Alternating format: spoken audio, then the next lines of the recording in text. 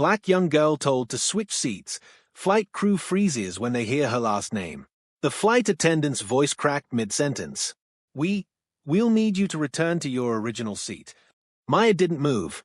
She sat stiffly in 4C, her small backpack hugged to her chest. The air around her felt thinner now, heavy with something that made people whisper.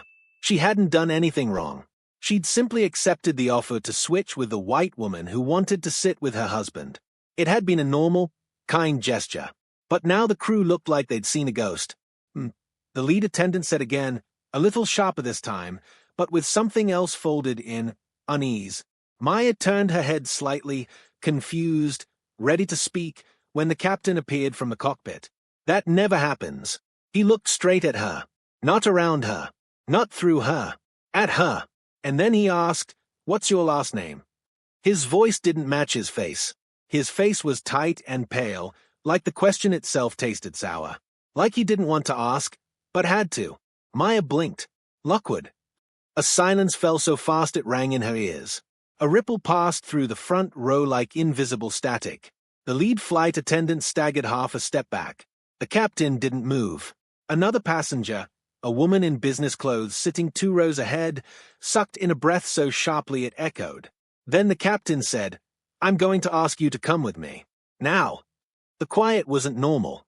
It was terrified, and all Maya could think, as her heart pounded loud enough to drown out the engines, was, why does my last name scare them? 2 weeks earlier, the only thing Maya Lockwood was scared of was time. She was 17. 17 and running out of days before her mother's case would be closed for good. 1 year ago, on the exact date of her birthday, her mother, Dr. Nadine Lockwood, a well-respected clinical psychiatrist, vanished. No one had seen her leave the house. No notes, no calls. Her car was still in the driveway. Half-eaten toast still sat on the kitchen counter. The front door had been locked from the inside, and Maya had come home from school to a silence that swallowed her whole. The police gave it a name, involuntary disappearance, presumed foul play. The media gave it a face, the vanishing doctor. But Maya gave it something else, her every waking hour.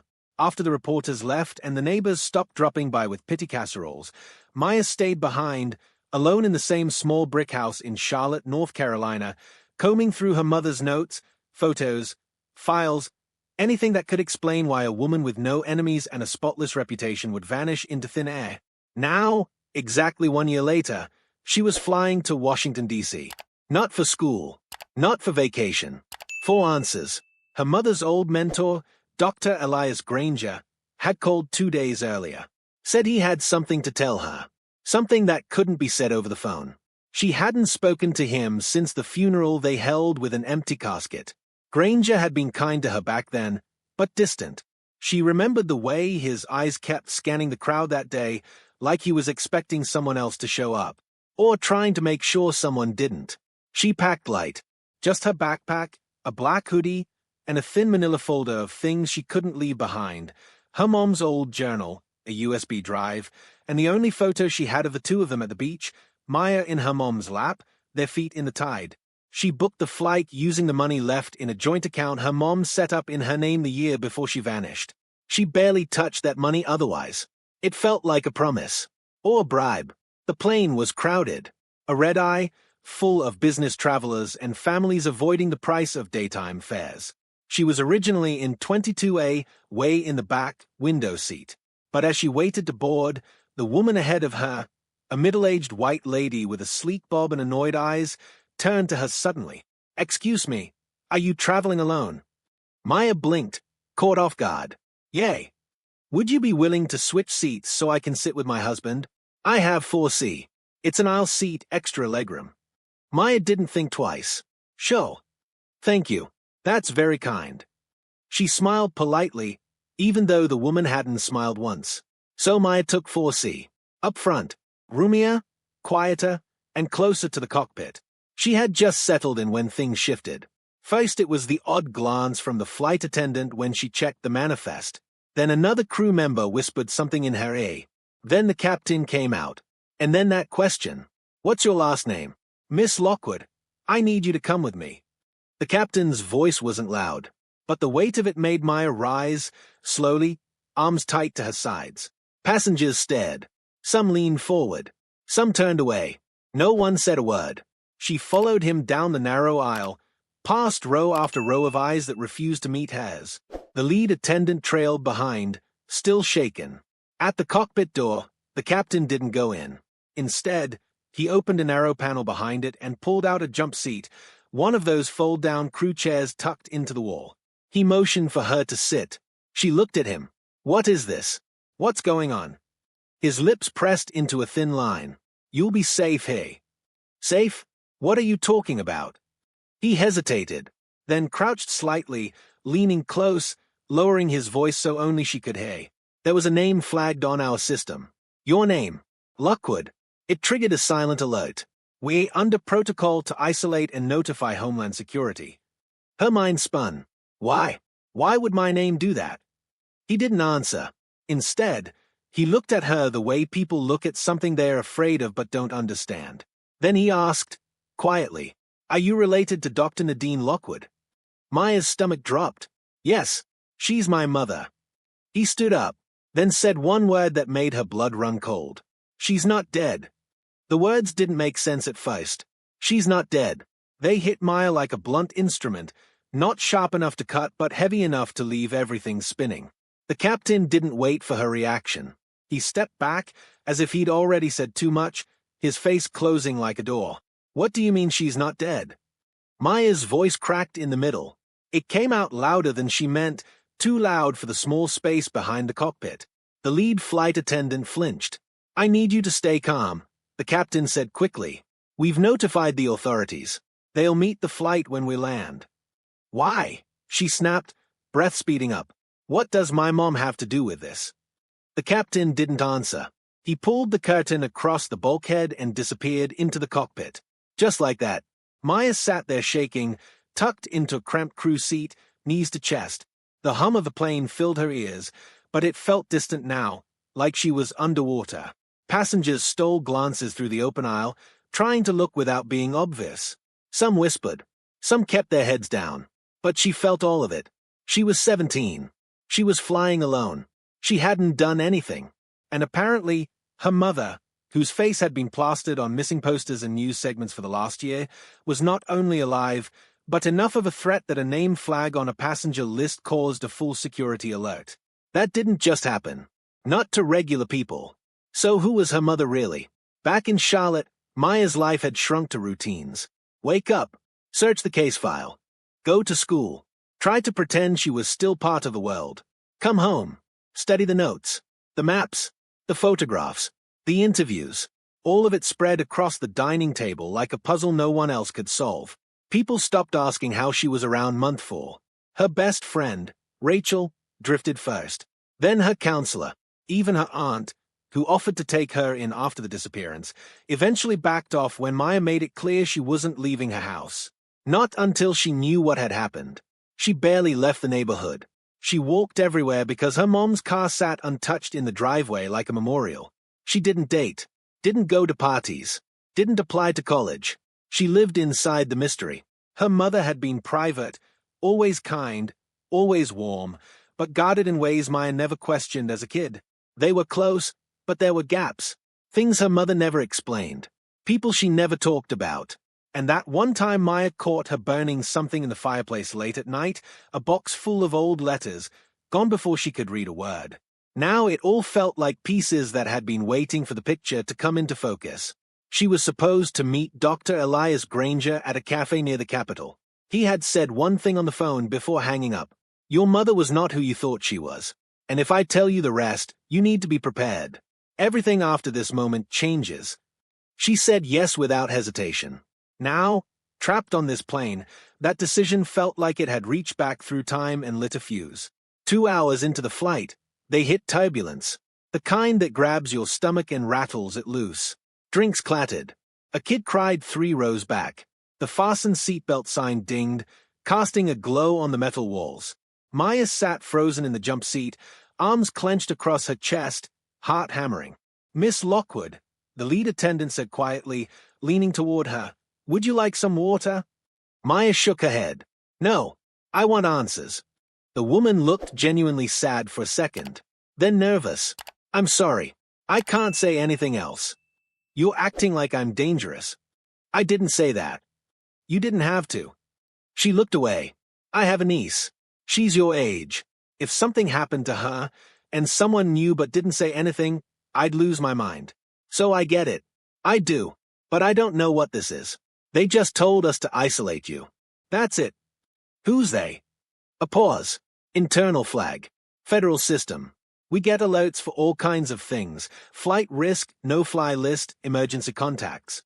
But yours was different. It had a level 4 tag. I've worked 12 years and never seen one of those. Not even after the 9th of November. Maya's chest tightened. What does that mean? I don't know. Bullshit, Maya thought, but she didn't say it. Not out loud. When they finally landed, it wasn't like other landings. There were no announcements. No welcoming messages. Just a silent taxi down the runway while passengers stayed put, staring forward, too afraid to ask why they weren't allowed to stand. The jet bridge attached, but the doors didn't open.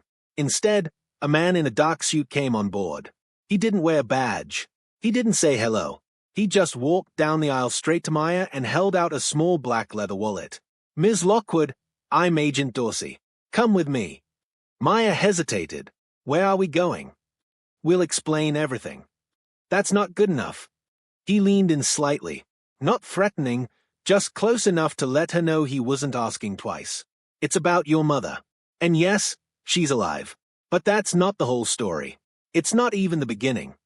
He stepped back, letting the weight of it settle. Do you want to know the truth?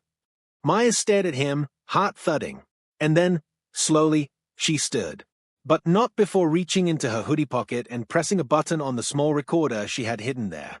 The one her mom gave her on her 15th birthday.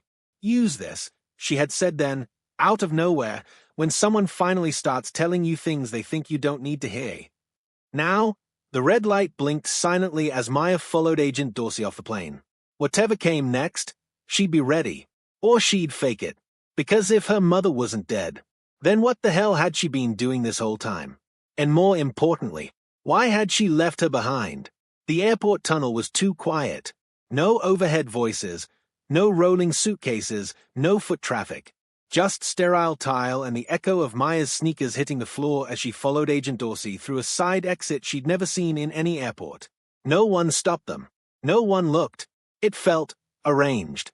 Where are we going? She asked again. Dorsey didn't slow down. Just a debriefing room. You keep using words like that, like I'm already part of something. You are. I'm 17. That's not what matters. He pushed through a final set of doors and led her into a small room, full walls, 2 chairs, no windows. Fluorescent lights flickered overhead. A single folder sat on the table, unopened. Maya stayed standing. Dorsey gestured to the chair across from him. Please. No. His jaw ticked. He sat anyway, folding his hands over the folder. I'm going to say a name, and you're going to tell me if you've ever heard it before. No, she said automatically. You're going to tell me why a 17-year-old flying to DC triggered some kind of military lockdown. You're going to tell me what my mom has to do with it. And you're going to stop talking to me like I wandered into a Jason Bourne movie. That got a flicker of something behind his eyes. Not amusement. Something more careful. You sound like her. Maya's stomach twisted. Like who? He opened the folder. Inside was a photograph. A black and white scan, grainy, but clear enough to make out her mother's face, barely older than Maya was now. Hair tied back, eyes sharp, wearing a dark suit, standing beside a man she didn't recognize. Military uniform. No name tags. No insignia. What is this? Dorsey slid it toward her. This was taken in 2002. Your mother's last known photo before she left the program. The what? We called it the Bell Tower Project. It was off books, off record, psychological operations, disruption tactics, deep undercover identity work. Maya stared at him. My mom was a psychiatrist. She helped people. She wasn't some secret agent. She did help people. That part wasn't fake. But it was never the whole story. She was recruited out of grad school.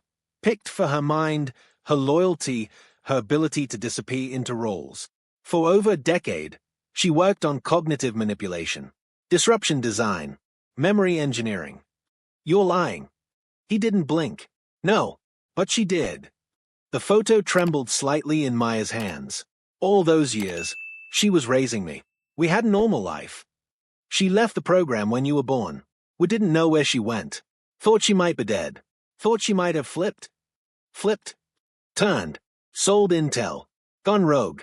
There were rumors she had things, records, names, protocols no one else had access to. But she stayed dark. She didn't flip, Maya said sharply. She just wanted out.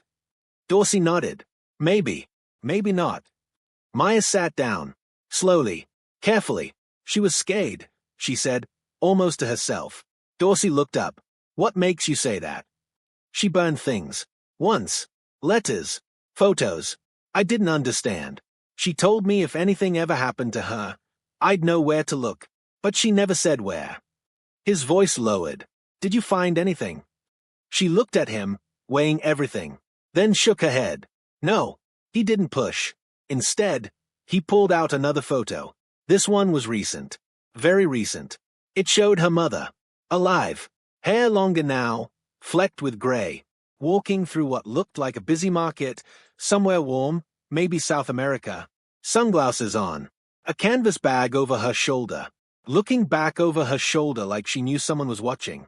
Maya's throat closed. She's alive, she whispered. Dorsey nodded. She resurfaced 2 weeks ago. First confirmed sighting in over a decade. And then your name hit the system. Why now? That's what we want to know. He leaned forward, elbows on the table, steady. Maya, listen carefully. If your mother is alive, and she contacted you, that makes you a person of interest. Not a suspect, not a threat, but someone who might know more than you realize. She didn't contact me, Maya said. I'm here because someone else did. Dorsey raised an eyebrow. Who? Dr. Elias Granger. Now he sat back, and for the first time, Maya saw something new in his face. Faye, you need to stay here. No, Maya. He said he knew the truth. About what happened to her. He called me. I didn't even know he was still alive. Dorsey stood. He shouldn't be. She stared at him. Granger died 5 years ago. No, he didn't. He called me. I have the voicemail. She reached for her phone. Dorsey held up a hand. Wait. He picked up the landline on the table and spoke into it. Secure line. Trace authorization. We need to isolate a number, Charlotte area code. Lockwood household. He paused. Yay. Now. Maya's heart pounded. What is happening? Dorsey looked at her like someone watching the fuse reach the end. If Granger's alive, it means 2 things. 1, we were wrong about who died in that fire. What fire? And 2, he stopped, choosing his words like they were weapons. Your mother didn't just leave the program. She dismantled it. From the inside. That night, Maya sat in a room she couldn't leave, under lights that never turned off, clutching a photo of a woman she thought she knew. She played the voicemail again, this time with headphones, listening not just to the voice, but the static behind it. The clicking, the soft distortion of something layered under the words. Granger's voice was calm, still clear, but there was something else. A sound buried just beneath the surface. Repeating. A pattern. She played it again. Slower. Click. Pause. Click. Click. Pause. 3 clicks. Long pause. Then 4. Morse code? She didn't know it. But someone did. Maya opened her backpack and took out the old USB drive. It had been in her mother's drawer, buried under tax documents. She had scanned the files once, confused by the encrypted folders and broken directories. Now, she looked again. One folder blinked open with a new timestamp. Bell_Tower, protocol reset. And inside it, a single message. If you're reading this, you've already been found. Trust no one. Not even me. The words blurred for a second. Then a new file popped into view. Labeled in plain type. Operation Daughter. Maya didn't breathe.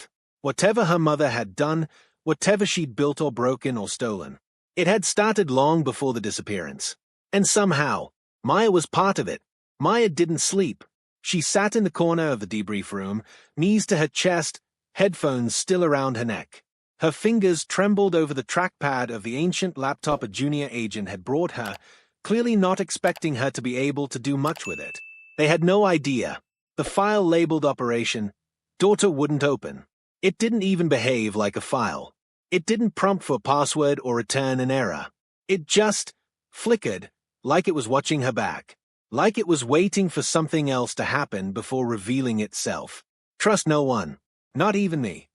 Her mother's voice was in her head now, threaded through every hour of the past year, playing back through every moment that had once seemed ordinary. The way she'd insisted on homeschooling Maya for 2 years, only to put her back in public school without explanation. The summer she made Maya memorize random street names from cities they'd never visited. The old chess board they kept but never played with, and the way her mother once said, "You always start by protecting your queen. Until you don't." Maya thought her mom was eccentric, overprotective, maybe still carrying trauma from something she'd never talked about. But this was something else. Someone had written her into a play before she ever learned the script, and she was just now finding out she was center stage. Knock, knock. Maya flinched. Agent Dorsey stood at the door, holding 2 paper cups. Coffee. Well, airport coffee, which is really just burnt lies, but it's hot. She didn't move. He set the cup down in front of her. No strings attached. You're not a prisoner. Then why can't I leave? He gave a tired smile. Because if I let you walk out of here, 3 other agencies will try to get to you first, and not all of them want to protect you. She let the silence stretch between them, testing it. You said my mom dismantled the program, she said finally. Ow! Dorsey hesitated, then sat down, dropping the charm. She exposed the shell accounts, dumped psychological profiles of field agents onto unsecured servers, revealed names of foreign assets. She didn't just walk, she detonated the foundation as she left. Why? Some think she found something. Others think she lost control. I think she realized she'd been lied to, that the science she helped build wasn't being used for what they told her. And now she's on the run. She's not just on the run, Maya. She's a ghost. We couldn't find her for a decade. He leaned forward. Until today. Later, after Dorsey left to take a call, Maya moved to the metal table and opened the laptop again. The USB drive was still connected. The Operation Daughter file still blinked, unreadable. She clicked out of it. Something about it felt like a trap, like opening it too soon might set something off. Instead, she opened the only thing she hadn't yet touched, her mom's journal. It wasn't long. Her mother was never the Dear Diary type. Most of the entries were written like field notes, disconnected thoughts, ideas, and diagrams. But a page near the end caught her eye. A list of names. Granger, Kruss, Keller, Nico, Wolf. She recognized one. Wolf. He was the man in the grainy photo beside her mom. The man in uniform. She searched the name on the secure browser the agents left running on the laptop. Not much came up. No photos. No articles. But a redacted government memo from a 2006 Senate hearing mentioned a Colonel Jonathan Wolf undisclosed testimony regarding experimental behavior models in non-combat scenarios. Maya's stomach turned.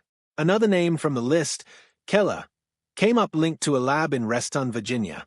Something called Verity Institute, a non-profit on paper, but it shared a postal code with a known shell company the FBI once tied to defense contracting black budgets. She had no idea how to make sense of it all, but her mother had left a trail, piece by piece. And one thing was clear. This wasn't about her disappearance. This was about Maya. Dorsey returned with a man Maya hadn't seen before. Older, sharper in posture, silver hair and steel eyes. The room tensed when he entered, even the air. This is Director Ames, Dorsey said.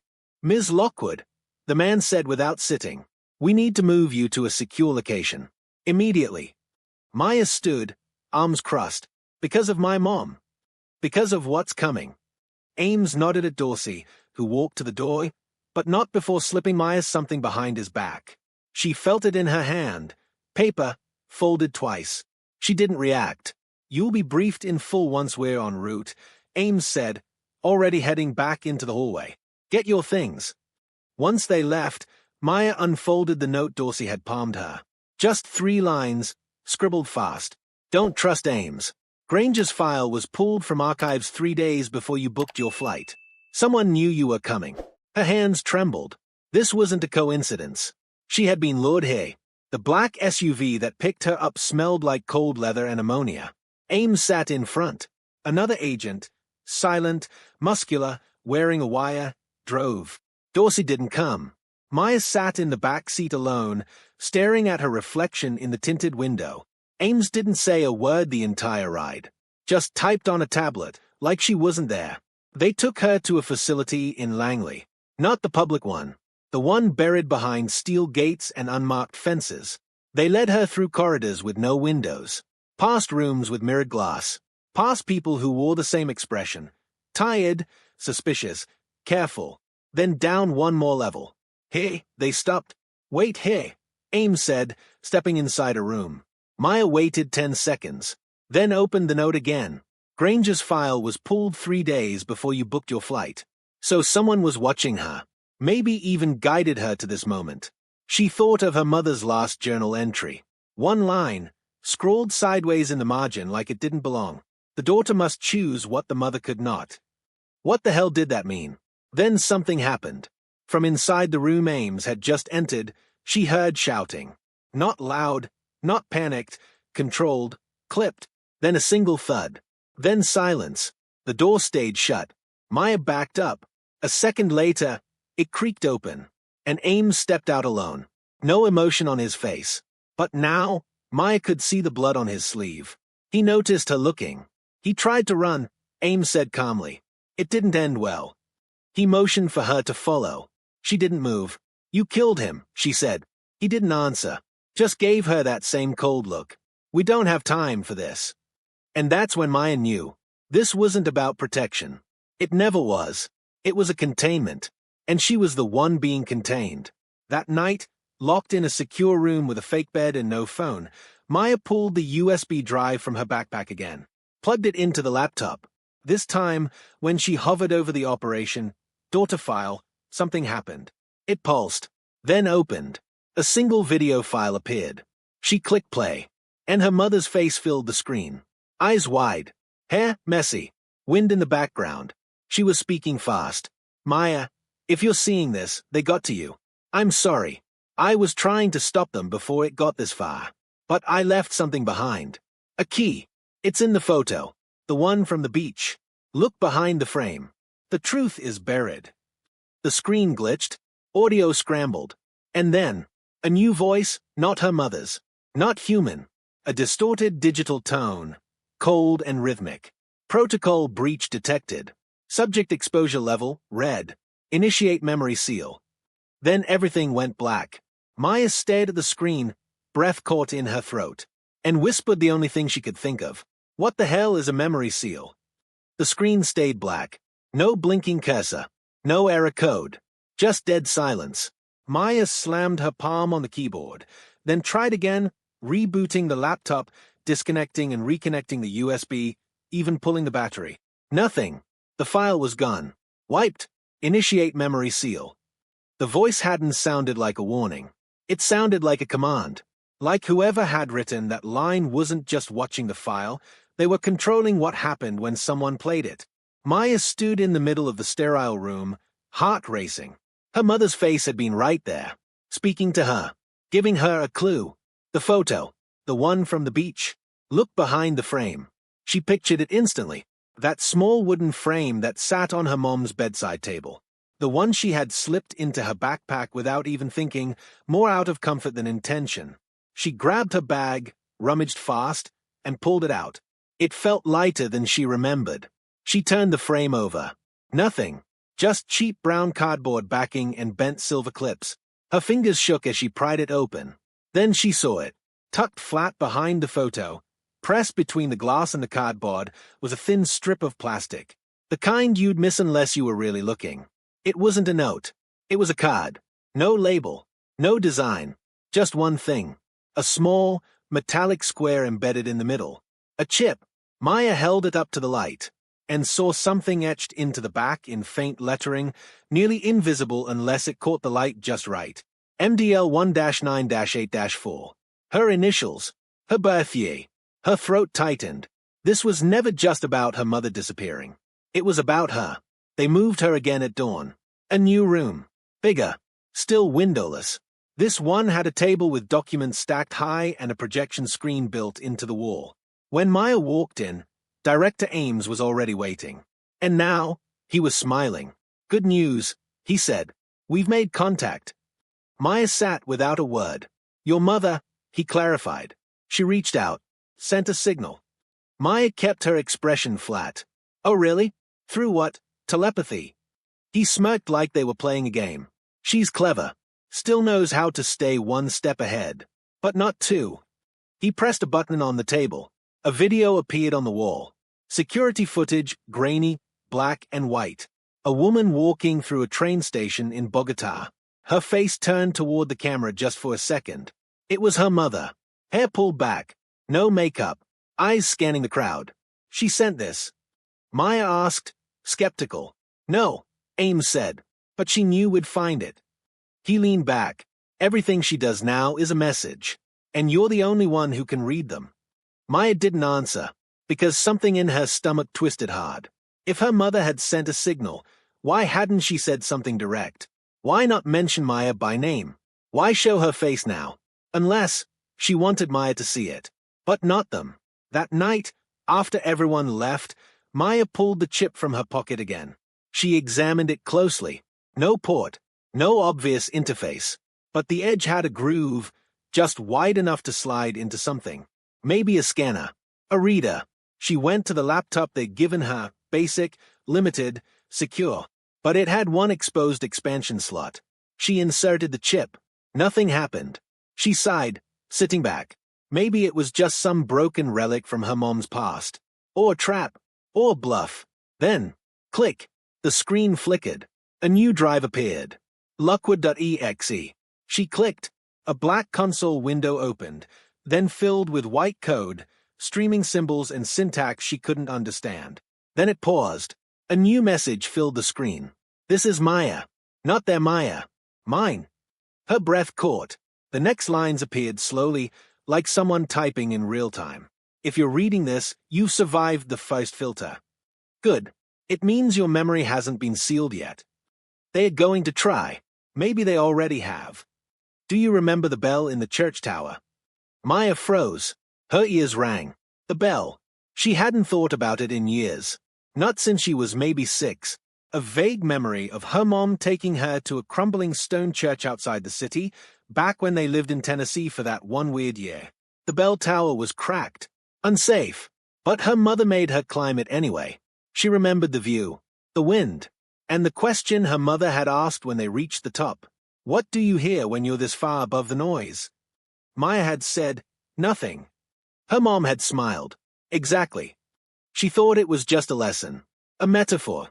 Something poetic. But now the memory didn't feel like hers. It felt planted. Or coded. More text appeared on the screen. The bell tower wasn't random. It was a trigger point. A clean mental anchor. If they try to rewrite you, you'll feel it first in your dreams. You'll hear bells. Maya's blood went cold.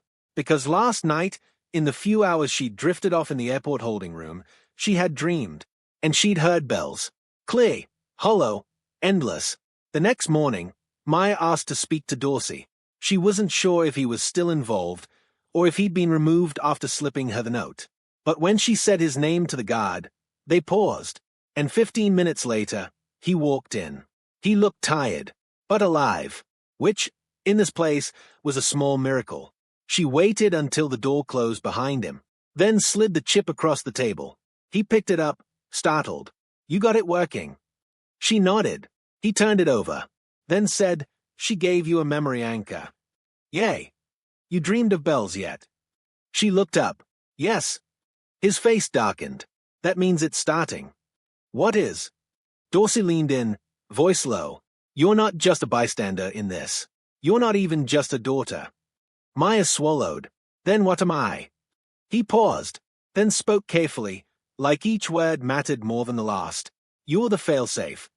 She stared. "I'm what?" "She built you into the system. Not just metaphorically.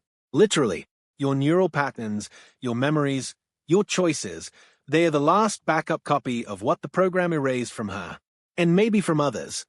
He slid the chip back to her. If they wipe you, if they rewrite your memory, every piece of evidence she stole, every secret, every name, will be lost. The silence felt heavy, solid. Maya sat back slowly, processing. So they are not trying to kill me. No, Dorsey said. They are trying to reset you. That night, Maya made a decision. She faked sleep, waited until the hallway light dimmed, waited until the guard outside shifted out of sight. Then she opened the laptop again, typed one final line into the chip's terminal window. What do I do now? A pause, then an answer. Find Granger. He knows how to break the seal.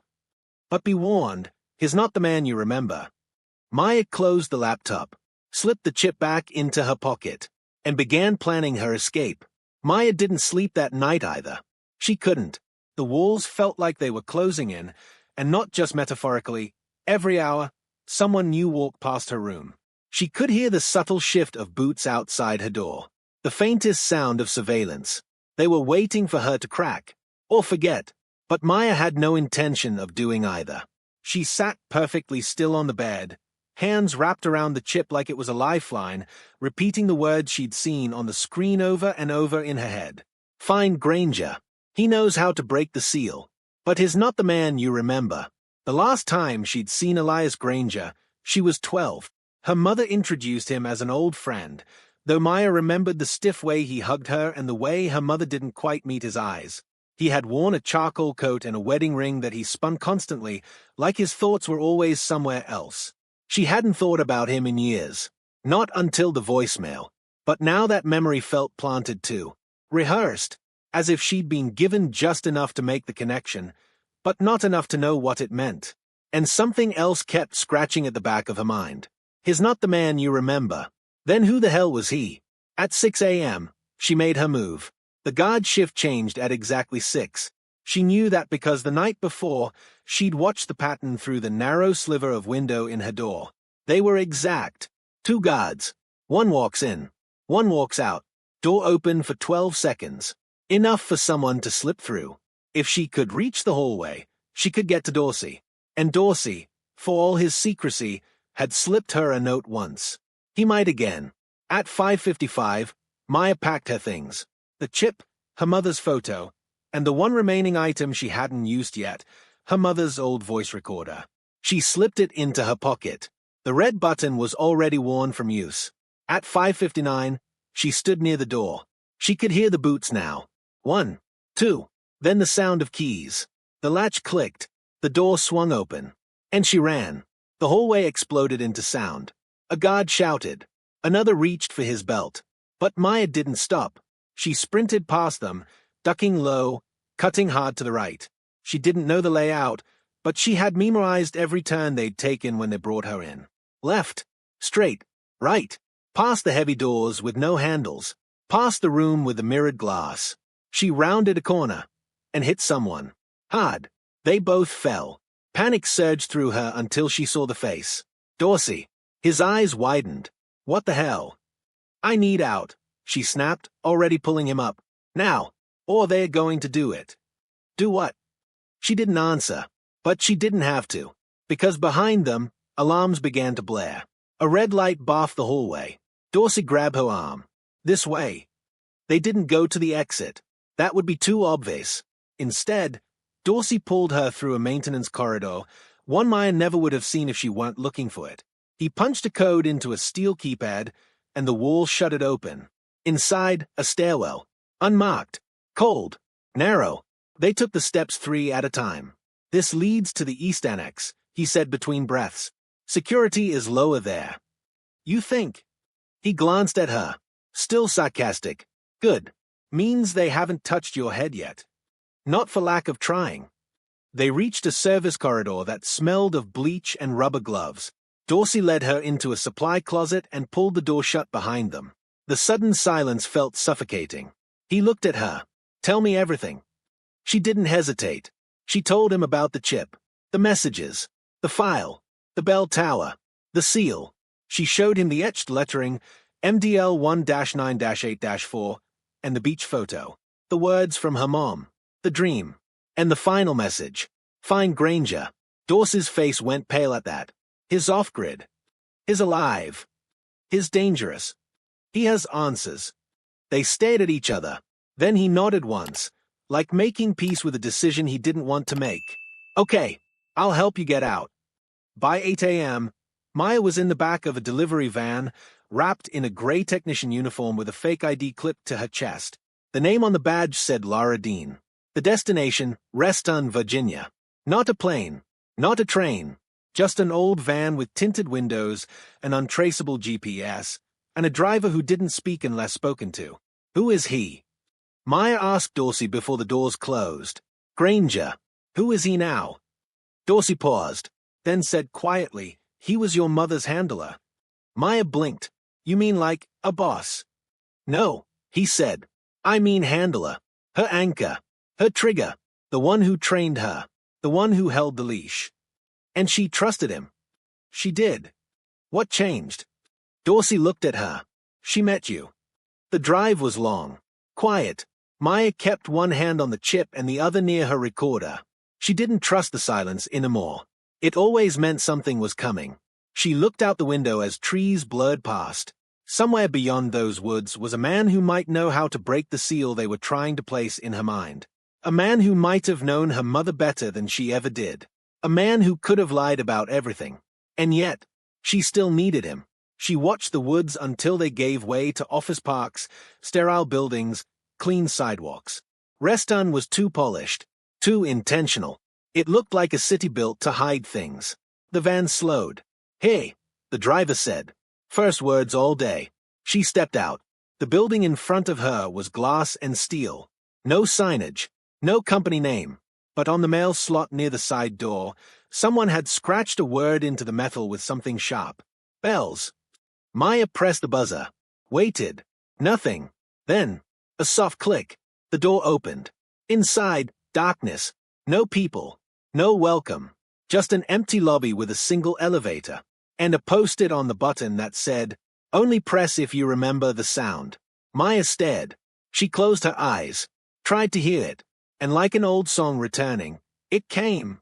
The echo of the church bell from her dream. Deep and hollow, ringing across memory. She pressed the button. The elevator hummed. And began to descend. At the bottom, the doors opened to a long hallway. And at the end of it, standing in the light of an open doorway, was Elias Granger. Older, thinner, hair white and wild at the edges. And in his hand, not a weapon, but a chess piece. A queen. I've been waiting for you, he said. Then he turned and walked away, not expecting her to follow, but knowing she would. Maya stepped into the hallway. The air was colder down here, dry and still. Her shoes scuffed the polished concrete floor, the sound sharp and bare. At the far end, Granger moved slowly, like someone not in a hurry, like this was just another day for him. She hated that, hated how calm he seemed, how prepared. Her heartbeat thudded in her ears. She stopped at the doorway where he'd disappeared and looked inside. The room was small, crowded with papers, cables, and old computers that still blinked green and orange. CRT monitors, cassette decks. It looked like something from a Cold War bunker, dusty and alive at the same time. Granger was pouring tea into 2 chip mugs.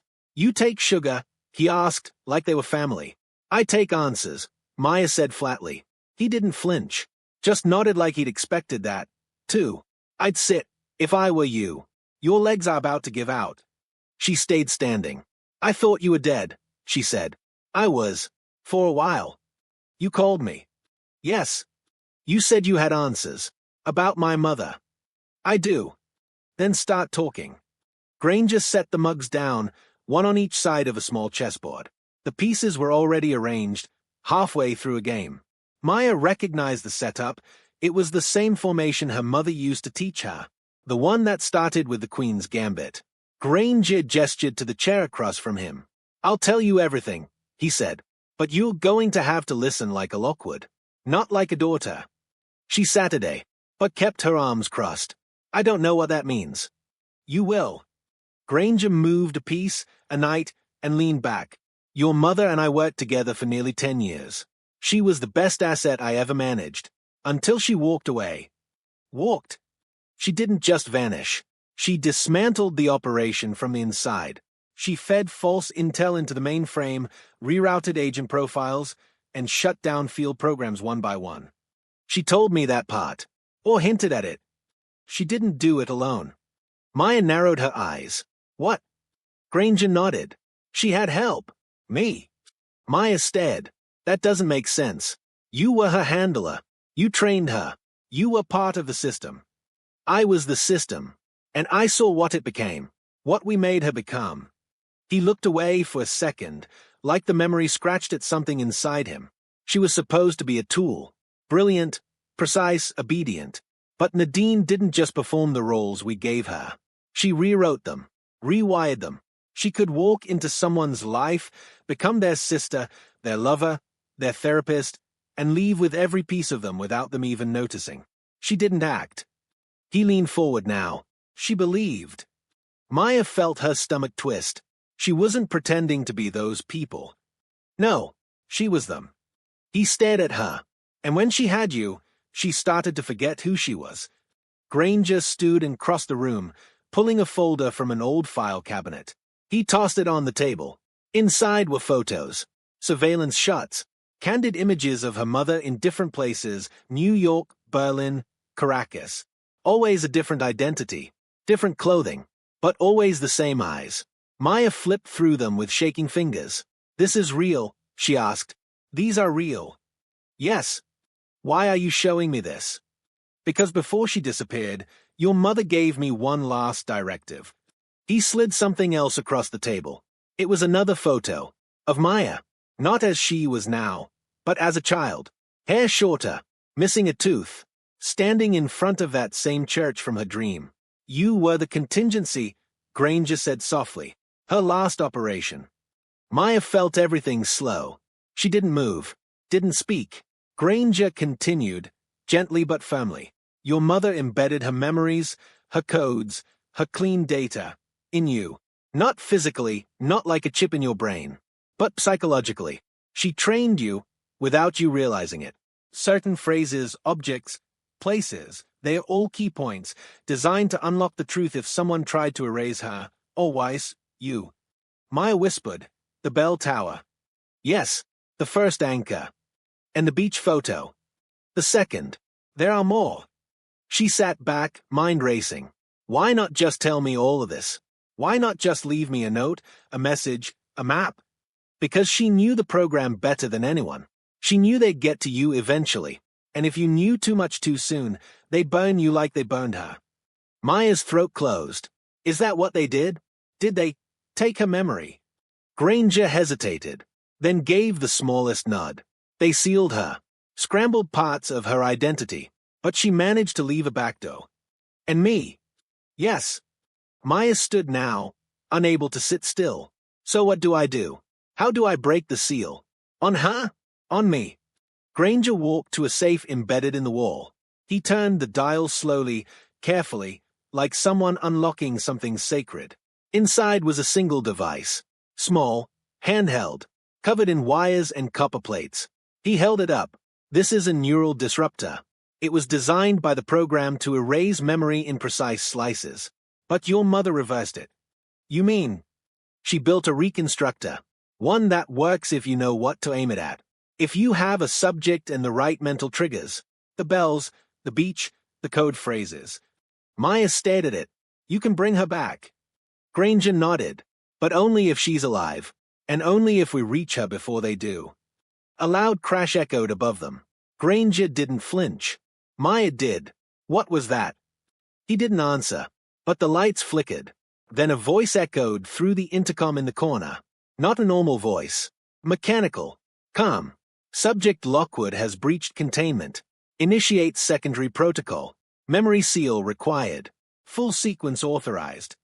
Maya looked at Granger. They found us. He nodded grimly, then placed the reconstructor in her hand. If they take you, it's over. Everything your mother fought for, gone. What do I do? Granger walked to the far wall, pulling back a bookshelf to reveal a tunnel. You run. What about you? He looked at her, smiling sadly. I already made peace with who I am. He pressed something into her other hand. A photo of her mother holding Maya as a baby.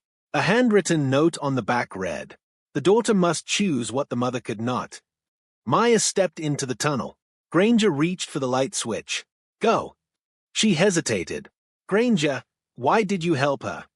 He met her eyes. "Because once, I taught her how to disappear. But she taught me something better." "What?" "How to matter." Then he slammed the door shut behind her, and Maya ran. Above her, the memory seal protocol had begun. But below, she carried the last unbroken version of her mother's mind. And now she was going to use it.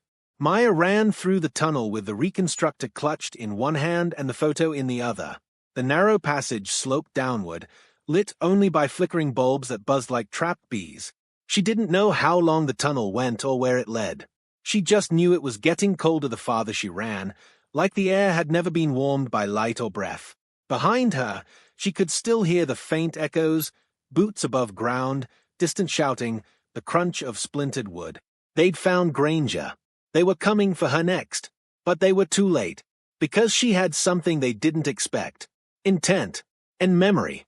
The tunnel emptied into an old metro utility corridor, unused and half-collapsed in places. A rusted door led her up a concrete stairwell and into the back of what looked like a laundromat, out of place in clean, glassy reston. The machines were old, humming without purpose, and the air smelled like burnt dry sheets and metal. No one was there. Good. She stepped into the morning light on the street and squinted. The sky looked too bright after the long darkness. She pulled her hood up, kept her head low, and walked. Each step made it more real. The tunnel behind her was sealed. Granger was gone. She didn't know if he was alive, but she had what he gave her. The reconstructor, the photo, and the truth. She found shelter in an abandoned parking garage across from a shuttered electronics store.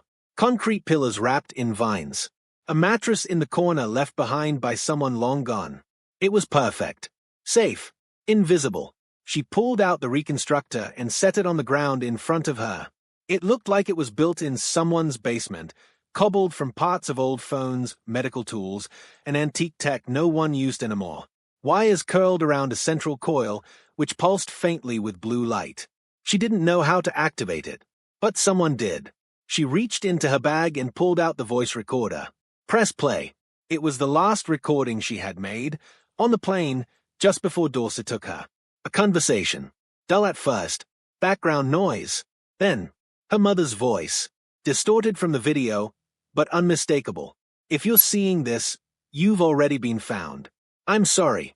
I was trying to stop them before it got this far." Maya slowed the tape, rewound, played it again, paused. There, just after the word sorry. A faint tone. A chirp, like a coded frequency embedded in the audio. Granger said she needed triggers to operate the reconstructor. Mental anchors. But maybe the machine itself needed one too. She rewound, played the tone again. This time, she pointed the reconstructor toward the photo of her mother holding her as a baby and held her breath. The device whirred to life. Lights flashed in a slow rhythm, then faster. A soft hum filled the air. Then a voice spoke from the reconstructor, not her mother's, not Granger's. Sequence accepted. Subject profile, Nadine Lockwood. Status, fragmented. Reassembly pending. Maya dropped to her knees. It was working. The machine projected a small holographic screen into the air. Fuzzy outlines. Code. Then, memory shards. 7 located. 4 recovered. 3 missing. She stared. Her mother's mind had been broken like glass. She'd recovered some of it, but not all. And Maya knew what it meant. If she wanted her mother back, she had to find the other 3. Later that night, she stayed low in the garage, shivering under a forgotten blanket, watching the projection again and again. The screen listed the shards with vague descriptors. Bell tower, retrieved. Beach frame, retrieved. Program anchor, retrieved. Voice trigger, retrieved. Unknown, unrecovered. Unknown, unrecovered. Unknown, unrecovered. Some of the recovered ones made sense. The bell tower, the photo, the chip, but the 3 missing shards. She had no idea where to start. She pulled the old journal from her bag, flipping through the pages again, looking for anything that might stand out now that she knew what to look for. There, a line scribbled in a different pen, under a series of disconnected phrases. 3 left, stored in plain sight. Keys, 1 sound, 1 ska, 1 name. Sound, ska, name. Maya whispered the words like a prayer. She had the voice trigger, so what was the sound? Something she hadn't heard yet? The ska, was it physical? Emotional? Her mom had a scar near her collarbone, but Maya never knew how she got it. And the name. She paused. 1 name, circled twice in her mother's journal. Keller, the man tied to the Verity Institute. A name that came up again and again in the documents her mother left behind. The only one besides Wolfe and Granger who had a full page of notes dedicated to him. Maya packed everything again and stood. She had a new destination. Verity Institute. If Keller was one of the last links, if he held one of the missing shards, then she had no choice. She had to find him. That night, as she slept in short bursts beneath the shadows of parked cars and cold rebar, she dreamed again. This time it was different. No bells, no beach, just a room, white walls, 1 chair, and her mother, older, thinner, pale, sitting in the chair with her head down, whispering something under her breath. Maya leaned closer in the dream. Her mother looked up, eyes wide, and whispered 1 word. Keller. Then the dream shattered into a million fragments, and Maya woke with a gasp. She didn't care how far Verity Institute was. She'd walk if she had to, because someone had taken her mother's mind apart, and Maya was going to put it back together. Piece by piece. Maya stood at the edge of the Verity Institute campus by late afternoon the next day, dirt smudged, hoodie pulled tight over her face. She hadn't slept in any meaningful way, but her mind was sharper than ever, too sharp. Her nerves felt electric. The campus looked like a college that had been frozen in time. Concrete buildings framed by manicured trees, old steel sculptures with plaques no one read, a circular fountain that didn't run anymore. Everything about it said, "We want to look legitimate." But the signs told a different story. Most buildings were locked. No students. No obvious staff. Just 1 open door. An old psychology department entrance, painted over in a pale shade of beige like it was trying to forget its own past. A security camera above the entrance buzzed slightly as it turned. Maya didn't hesitate. She walked straight in. The inside smelled like old books and chemicals. Fluorescent lights flickered overhead. Her footsteps echoed on the tile floor as she moved past a dusty row of framed diplomas and faded grant certificates. She followed the hall to a room marked Cognitive Studies Lab, 4C. No one stopped her. She pushed the door open slowly. Inside was a tall man with a shaved head, white lab coat, and hands buried in a stack of files. The name tag on the coat said, Dr. A. Keller. He looked up, and the second he saw her, his face went still. "You're her daughter," he said flatly. Maya didn't answer. She stepped inside and closed the door behind her. "I need answers," she said. Keller studied her with unreadable eyes. He didn't move, didn't blink. "I assumed you were already dead," he said. "Sorry to disappoint. You shouldn't be here." "Well, I am." Keller set the file down. His hands were steady. "Your mother was the most dangerous subject we ever worked with, and the most brilliant. But you." He tilted his head slightly, something close to fascination creeping into his tone. "You're a variable we never accounted for." Maya stepped forward. "Then let's fix that." The office wasn't what she expected. No sterile machines. No cages. Just papers, monitors, and a wall covered in photos, surveillance shots, many of her mother, some of Maya as a child. She spotted one of herself at age 7, leaving a dentist's office. It made her skin crawl. "You were tracking us." "We were monitoring a defector and her contingency plan." "I'm not a contingency." "No," Keller said. "You're the payload." Maya's blood ran cold. "What does that mean?" Keller stood and walked to a small locked cabinet. He pulled out a metal case and set it on the table. Inside was a worn, black book. No title, just a faint mark on the front. A bell. He opened it to a page covered in handwritten notes and diagrams, maps of brain regions, activation codes, mnemonic triggers. "This is the original schema for Operation Bell Tower," he said. It was designed to isolate and preserve a subject's core identity under intense psychological conditioning. Your mother was the architect. You were her proof of concept. Maya's voice was low. She tested it on me. No, she built it around you. He flipped to another page. This one had her name at the top, Maya Danielle Lockwood, followed by a list of coordinates, phrases, dates. She embedded a neural trace inside you, one that holds pieces of her pre-seal memory. 3 shards, to be exact. Do you know what happens if those shards are accessed and decoded? Maya didn't answer. You become the last living backup of everything the program spent 20 years trying to erase. He looked up. That makes you a threat. She stepped back slightly. Is that why you're still here? Waiting to clean up? No, Keller said, voice quiet. I'm here because I couldn't kill her. And now I can't kill you either. Why not? He walked to the far wall and pulled down a white sheet, revealing a corkboard underneath.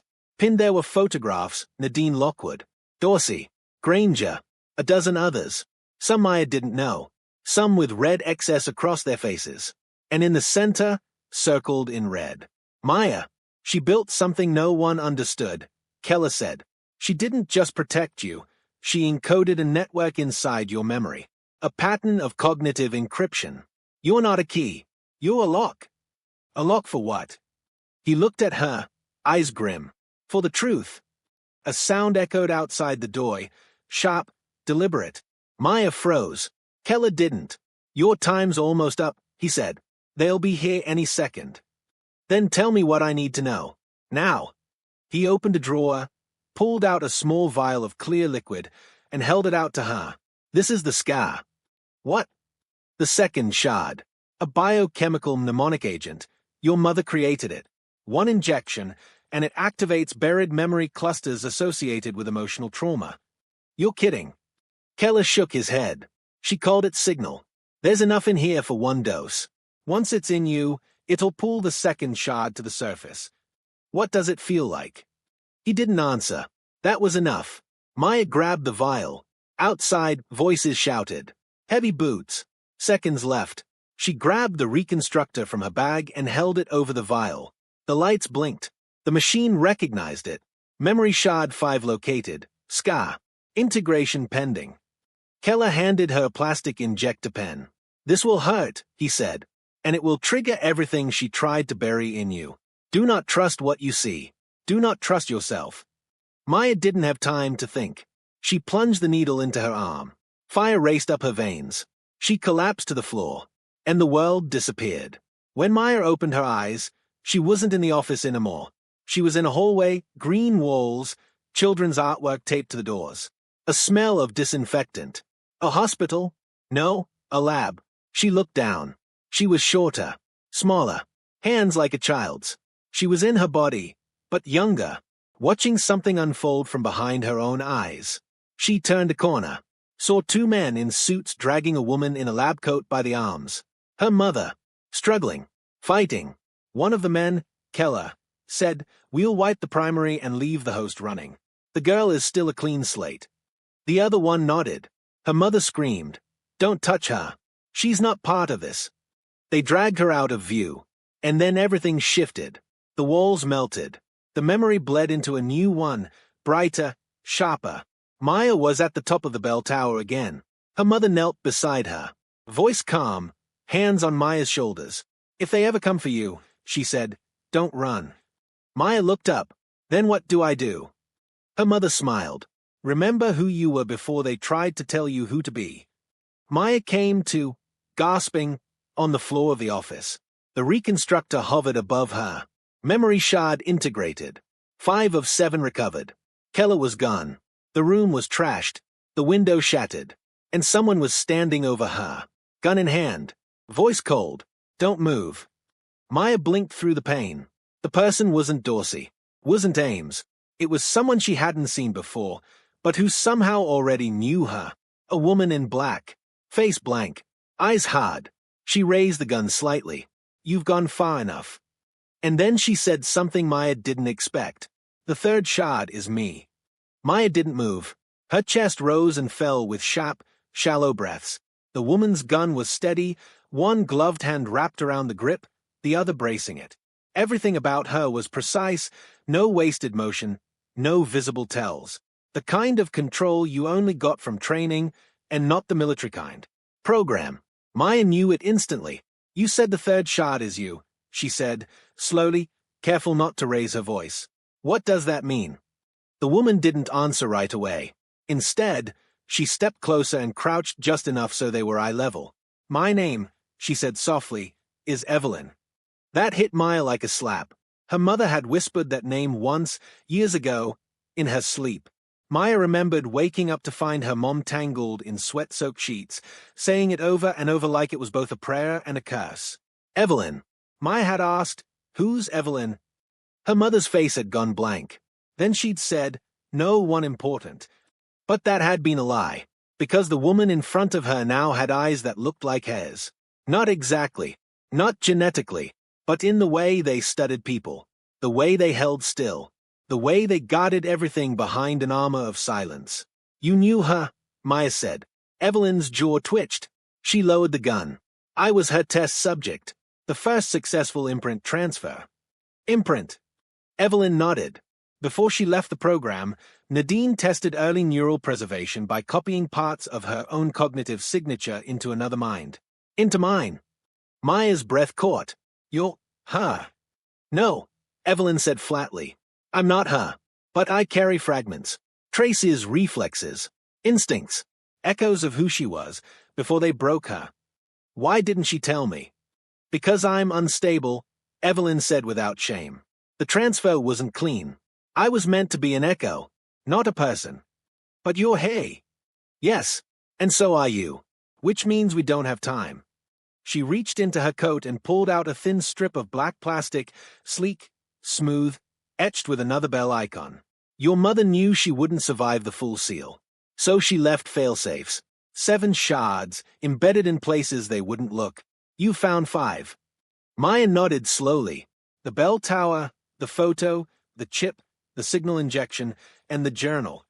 Evelyn held up the strip. This is the 6th. She called it the mirror. It's a direct neural link, encoded between us. It only activates if we're in the same room. Maya took a step back, suddenly uneasy. That's why you were waiting. Yes. You could have given it to me without the gun. No, Evelyn said. You had to be afraid. That's part of the trigger. Fear activates the receiver. She handed Maya the strip. The moment it touched her skin, the reconstructor began to whir again. Memory shard located. Mirror. Integration pending. Maya's head throbbed. The hum of the machine became a low pulse, vibrating through her bones. Then she heard something, her mother's voice, but layered and fragmented, as if 2 versions of her were speaking at once. If you're still yourself, that means I didn't lose you. That means you made it. I tried to protect you by becoming someone else. But that was the lie. You were always the one holding me together. Forgive me. The machine hissed, then blinked. Shard integrated. 6 of 7 recovered. Evelyn swayed slightly. Maya caught her by the arm. You okay? No one's asked me that in years. Maya stared at her. If you're part of her, then you're not no one. You're not just an echo. Evelyn's expression cracked for just a second. Neither are you. Then her voice turned urgent. They're tracking us. There's a final location. It's where she buried the last shard. Where? Evelyn pulled a torn scrap of paper from her coat. Coordinates scribbled in faint ink. Delaware, an off-grid medical site your mother helped fund years ago under a false name, Clara Voss. It was meant to be a decoy, but she turned it into something else. Maya took the paper. What's there? Her. Evelyn looked her dead in the eye. The real her. Or what's left. They left the Verity Institute at dusk.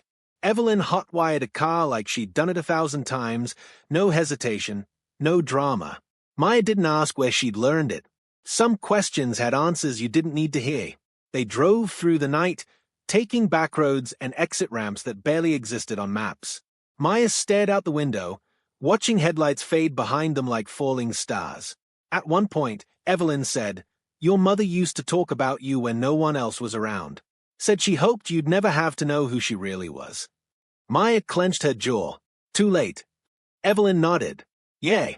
But you're still here. So maybe she was wrong. By sunrise, they reached the site. It was buried in pine trees, surrounded by chain-link fence and rusted metal signs that read authorized personnel only in faded red lettering.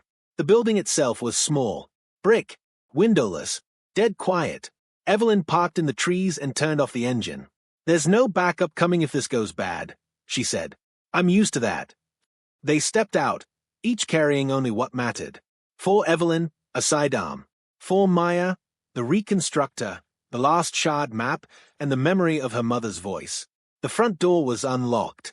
Inside was dust, empty hallways, and the smell of antiseptic and earth. They walked in silence until they reached a small operating room, abandoned, but intact, and in the center, covered by a thin white sheet, was a hospital bed. Maya froze. She didn't move.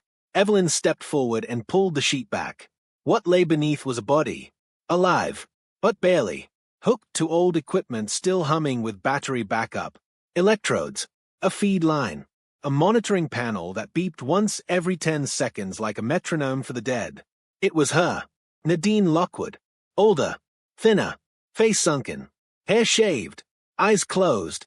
A surgical scar across her temple. Evelyn said quietly, "They didn't kill her. They put her under." Froze the neural activity until they could figure out how to extract what she still had. Maya staggered, then caught herself on the edge of the bed. The reconstructor buzzed in her hand, recognizing the neural signal. Memory shard detected. Origin. Integration available. This was it. The final piece. Her mother. Not just the idea of her, but the real, broken, altered woman who had started everything. Maya raised the device over Nadine's chest. The lights flashed. The screen pulsed. Then, final memory shard, origin. Reconstruct now. Maya's finger hovered over the button. But then Evelyn grabbed her wrist. Once you start this, you can't undo it. If her mind comes back and she's not whole, you won't get another shot. I don't care. You should. Maya looked at her. She left me. Evelyn nodded. Yes, but she also built you. I'm not a tool. No, Evelyn said. You're her redemption. Maya pressed the button, and everything exploded in light. For the first time in over a year, Nadine Lockwood opened her eyes and whispered her daughter's name. Maya. But it wasn't over, because as the reconstructor powered down, a final message blinked onto the screen. Not from Nadine, not from Evelyn, but from the program itself. Unauthorized reassembly detected. Lockwood sequence breached. Purge code activated. Global trace in motion. Maya looked at Evelyn. What does that mean? Evelyn's face went pale. It means they're coming. And this time, they were bringing everyone. Sirens. Not the kind that scream. The kind that pulse, low, heavy, and deep enough to make your ribs rattle. Maya stood frozen beside the hospital bed as the reconstructor powered down, and her mother, alive, awake, dazed, gripped her wrist like it was the only thing tethering her to reality. Maya, Nadine whispered again. Her voice was raw, barely there. Is it really you? It's me, Maya said, her voice breaking. Nadine blinked, her eyes slowly focusing. You found me. Maya nodded, not trusting herself to speak. The moment was too much, her mother alive, here, reaching for her, and the world crashing around them like glass. Evelyn was already moving. We have to go. Now. Nadine struggled to sit up. Her body was thin, muscles atrophied from God knows how long in sedation. Where are we? Delaware, Maya said. You've been asleep. Her mother's eyes flared wide with sudden understanding. The failover site. Clara Voss. Evelyn pulled the monitoring cables from Nadine's arms. The program's tracking system was tied to the final shard. Triggering it told them exactly where you are. How long do we have? Maya asked. Evelyn checked the window, then her watch. Maybe 10 minutes. Nadine coughed and swung her legs over the edge of the bed. Her voice came back stronger, but her body still trembled. They'll burn the site, she said. No survivors. Standard protocol. We're not letting that happen, Maya said. Nadine looked at her. You shouldn't have come for me. Maya held her stare. I didn't come for you, she said. I came for the truth. They moved quickly through the empty corridors, Nadine leaning on Maya for support. Evelyn stayed in front, sidearm drawn, scanning every shadow. They exited through the rear emergency access and followed a dirt path that led deeper into the woods toward a gravel road. As they reached the tree line, they heard it. Engines. Multiple. Low to the ground. Black SUVs, tires kicking up dust, bodies inside that didn't knock before entering. Evelyn grabbed Maya's shoulder. Time's up. Maya looked at her mother. Can you run? Nadine didn't answer with words. She stood taller, found her balance, and nodded once. They ran. They made it to the road as the first vehicle appeared in the trees behind them. Evelyn raised her weapon, fired once into the air. A flare exploded in red light. A second later, a motorcycle appeared from the opposite direction, ridden by a young guy in a hoodie and helmet, who skidded to a stop and kicked the bike upright. Maya stared. Who? Friend, Evelyn cut in. Get on. Evelyn helped Nadine climb onto the back seat, then turned to Maya. You take this, she said, handing her a small metal case. What is it? Insurance. Against what? Against what comes next. Before Maya could ask more, Evelyn raised a gun and fired again, this time at the closest sub's windshield. Go, she shouted. The engine roared beneath them.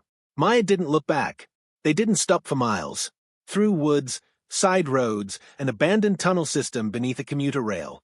The driver, who never spoke, finally stopped in an old warehouse outside Baltimore, tucked between shipping containers and forgotten cranes. They climbed off the bike. Nadine was pale, but alert. Inside, the warehouse smelled of rust and salt, empty except for an old generator, a radio, and a folded cot. Safe house, Nadine said, recognizing it. How many of these do you have? Maya asked. Not enough. Maya sat her mother down and finally opened the metal case Evelyn gave her. Inside was a hard drive, encrypted, not with a password, with a Vorisprint. The label said, Lockwood // volume 8 / failsafe, last truth. Maya looked up. What's on this? Nadine took a shaky breath. The truth about the program. The original objective. The real objective. Everything they buried. Everything I was forced to help create. Then we need to decrypt it, Maya said, before they find us again. Nadine met her eyes. I can't. What? My Vorisprint was scrambled during the seal. It won't match, but there's a secondary. Whose? Nadine hesitated. Then, softly, yours. They sat together in silence, staring at the drive. The red light on its edge blinked steadily. Maya didn't feel ready. She still hadn't asked the questions burning in her chest. Why did you leave me? Why didn't you tell me who you were? How many of my memories are even real? But the words wouldn't come. So she said the only thing that mattered right now. Activate decryption. Maya Danielle Lockwood. The drive word. A hum rose from its center, deep and growing. Then a voice, Nadine's, but older, more weathered, came through a small speaker. If this is playing, then Maya survived. If she's hearing this, then she's stronger than I ever was. And if you're still alive, Maya, I'm sorry I made you carry this, but I didn't know who else could. The program wasn't about protecting national security. That was the cover. It was about influence, controlling memory, rewriting history, removing dissent from the inside, not by violence, but by forgetting. We didn't erase people. We erased who they were. And we did it to children. Maya froze. The project was called Eden. They started with orphans, kids no one would miss. Then they expanded to test subjects in public schools, psychiatric facilities, even foster care. They implanted false memories, deleted real ones. By the time we realized what we'd created, it was already too late.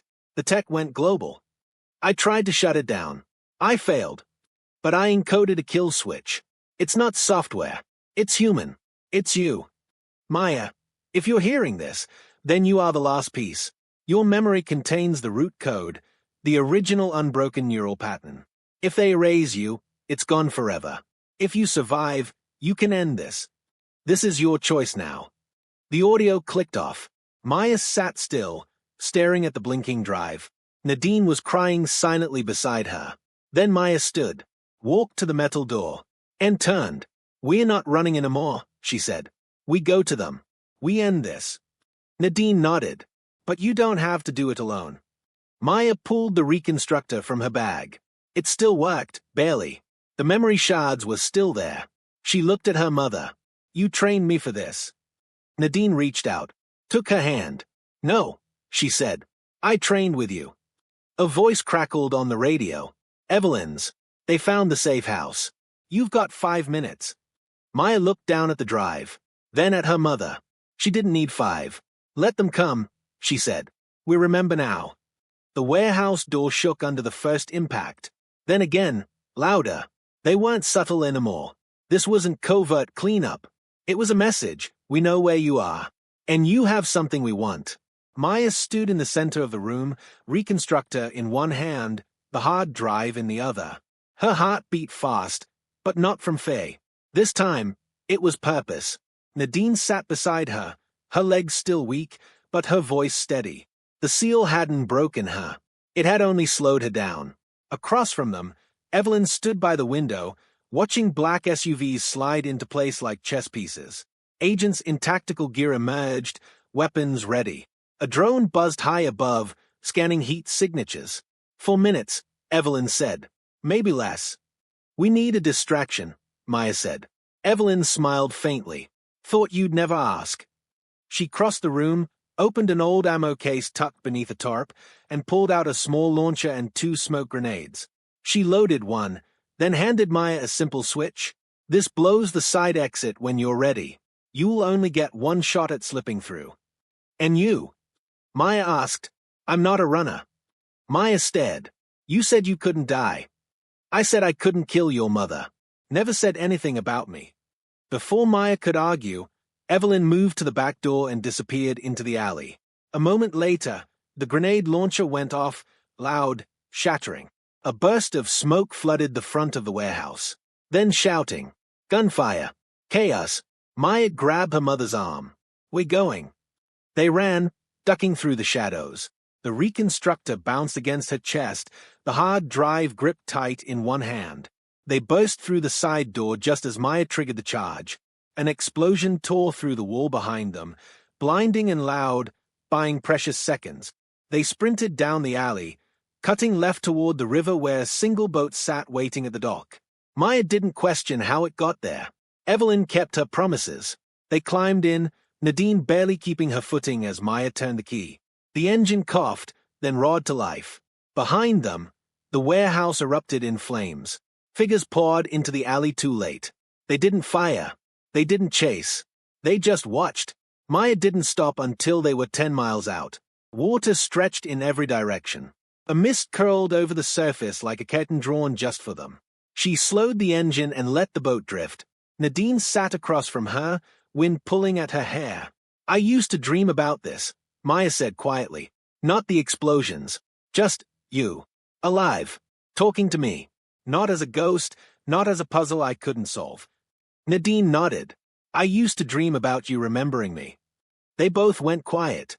Then Maya reached into her bag and pulled out the reconstructor. It blinked once, weakly. Its energy was fading. "I want to know what was real," Maya said. "What parts of me you built, and what parts one made myself." "You sure?" Nadine asked gently. Maya nodded. "If I'm going to end this, I want to know who I am." Nadine touched her hand. "You're more than what I programmed. You're what I hoped for."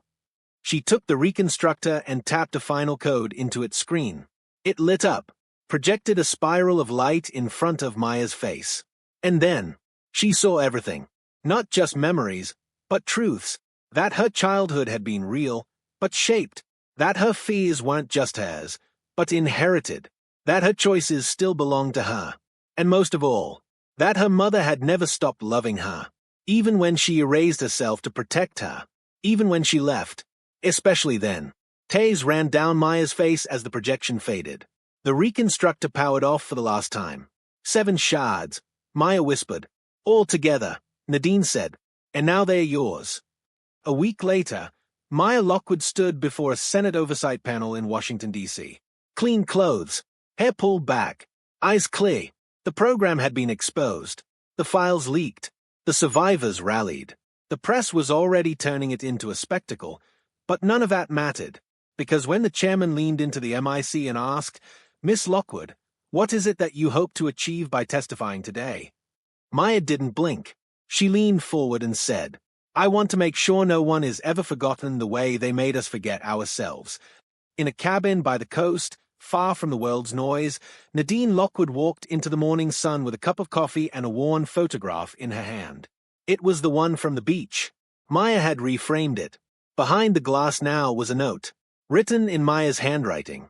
"We remember, and we're not going anywhere." And somewhere in a bunker beneath an abandoned airfield, the program's last handler received a single photo, printed on real paper. It was of a girl, black hoodie, calm eyes, standing in front of the Capitol. And on the back, one word, checkmate.